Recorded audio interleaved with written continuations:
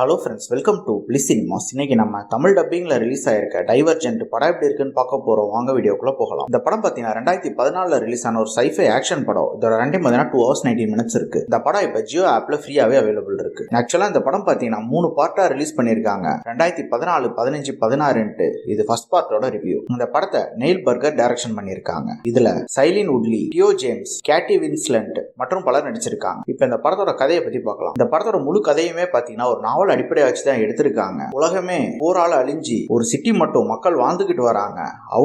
அவங்கள வேற யாருமே அட்டாக் பண்ணிடக்கூடாது அப்படின்றதுக்காக மிகப்பெரிய ஒரு பாதுகாப்பு வலையை அமைச்சு அதுக்கு நடுவுல ஒரு 5 குரூப்பா வாழ்ந்துகிட்டு வராங்க. அங்க இருக்க பசங்க ஒரு 16 வயசு வந்ததுக்கு அப்புறம் அவங்களுக்கு இஷ்டப்பட்ட இனத்துல போய் சேர்ந்துக்கலாம். அந்த மாதிரி நம்ம ஹீரோயின் போறப்ப பாத்தீங்கன்னா அவங்க போர் படையில போய் சேர்றாங்க. அவங்க பேரண்ட்ஸ்க்கு அது உடன்பாடே இல்லை. இந்த மாதிரி சூழ்நிலை அங்க போனதுக்கு அப்புறம் அவங்க ஹீரோவை மீட் பண்றாங்க. அவங்க அந்த நகரத்துக்கு வர ஒரு பிரச்சனையை சால்வ் பண்றாங்க. இதுதான் இந்த படத்தோட முழு கதையே. இந்த படத்தோட பாசிட்டிவ் நெகட்டிவ் பார்க்கலாம். பாசிட்டிவ், தமிழ் டப்பிங் ரொம்ப நீட்டா லிப்சிங் கூட பண்ணி கொடுத்திருக்காங்க. அதே மாதிரி ஸ்டோரி பிளாட் பாத்தீங்கன்னா இது ஒரு சூப்பரான ஸ்டோரி பிளாட்னே சொல்லலாம். அதே மாதிரி பெர்ஃபார்மன்ஸ் வைஸ் நம்ம ஹீரோயின் ஒரு அல்டிமேட்டான பெர்ஃபார்மன்ஸே கொடுத்திருக்காங்க. பார்க்கவும் அழகாவே இருக்காங்க. அதே மாதிரி நம்ம ஹீரோவும் ஒரு நீட்டான பெர்ஃபார்மன்ஸே கொடுத்திருக்காங்க. ஓவராலாவே எல்லாருமே ஒரு நீட்டான பெர்ஃபார்மன்ஸே கொடுத்திருக்காங்க. அதே மாதிரி இந்த படம் பாத்தீங்கன்னா டெக்னிக்கலி பயங்கர சவுண்டான ஒரு படம். சினிமோட்டோகிராஃபிலாம் சூப்பரா பண்ணி கொடுத்திருக்காங்க. சவுண்ட் எஃபெக்ட்ஸ்லாம் நல்லாவே இருக்கு. ஆர்ட் டிசைன் ஒர்க்லாம் அல்டிமேட்டா பண்ணியிருக்காங்க. ஒவ்வொரு சீனுமே பார்க்கறதுக்கு நம்ம பிரமிப்பா இருக்கு. இந்த 5 இனத்தை பத்தியும் ரொம்ப டீடைல்டாவே காமிச்சிருக்காங்க. யார் எதை பேஸ் பண்ணி அதுல போய் சேர்றாங்க அப்படின்றதையும் ரொம்ப நீட்டாவே காமிச்சிருக்காங்க. கேரக்டர் ரைட்டிங் ஒவ்வொருத்தர் கேரக்டருமே ரொம்ப நீட்டா